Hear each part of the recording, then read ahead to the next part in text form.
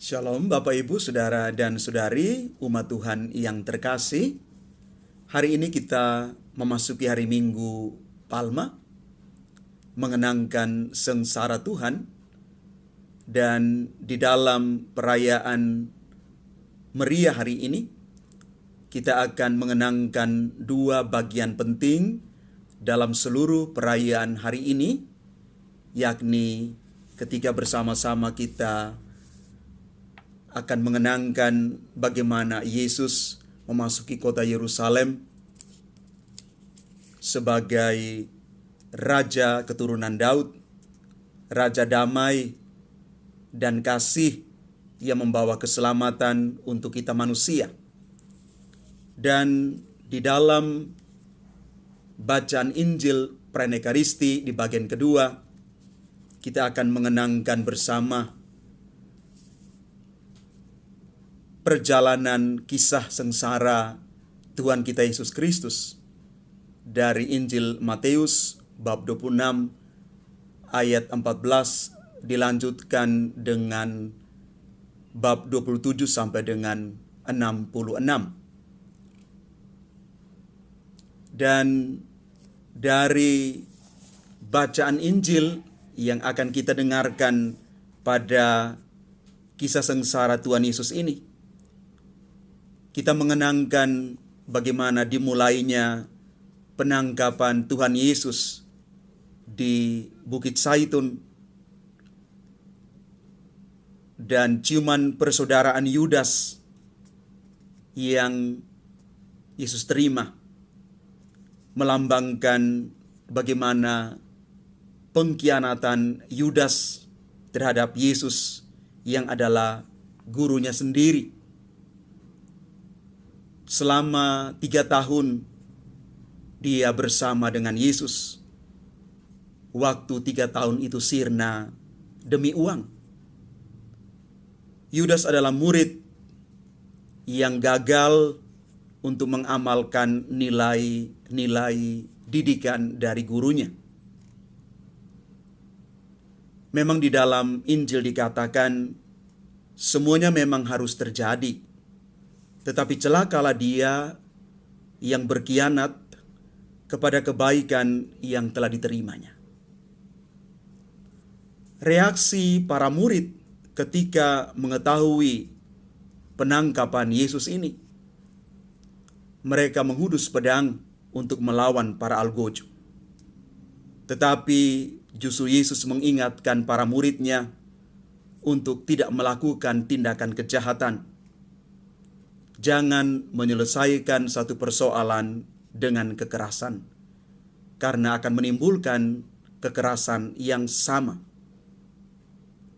Yesus secara langsung maupun tidak langsung mengajarkan kepada kita semua tentang nilai kasih yang harus dikedepankan.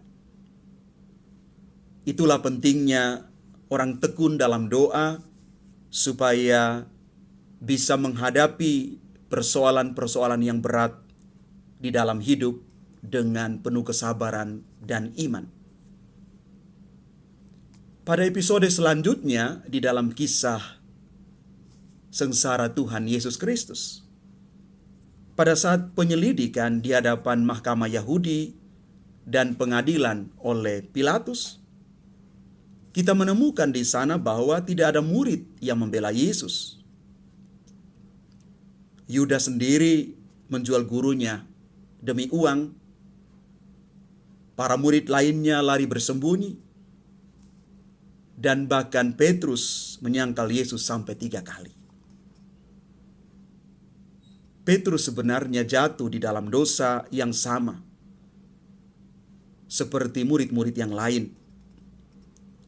Jadi baik Petrus dan Yudas Iskariot, mereka melakukan kesalahan yang sama.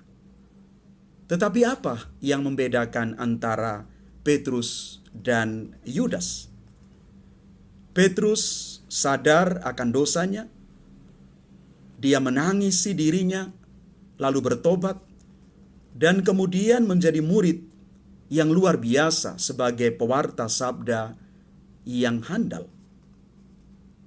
Berbeda dengan Yudas Iskariot, dia menyesal, sadar bahwa yang sudah dia lakukan itu adalah salah, dan dia sebenarnya tidak tahan menyaksikan penyiksaan yang menimpa Yesus.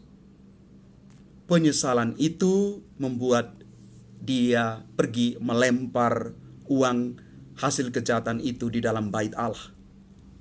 Lalu dia pergi ambil keputusan untuk membunuh diri. Bapak, Ibu, Saudara, dan Saudari umat Tuhan yang terkasih, kita sebenarnya tidak lebih baik daripada Petrus dan Yudas Iskariot, yang mungkin dalam hidup beriman kita, hidup setiap hari kita juga bersembunyi, lari dari kenyataan, tidak bertanggung jawab, mencari posisi aman, dan bergumul terus dengan dosa kita.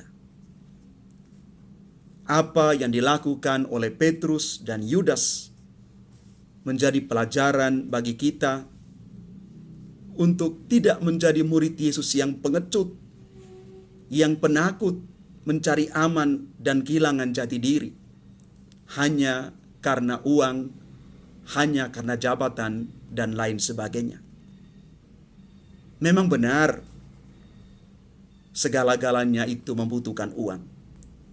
Tetapi sekali lagi Bapak Ibu, jangan merusak harga diri dan membutakan mata hati serta iman kita kepada Tuhan lantaran uang.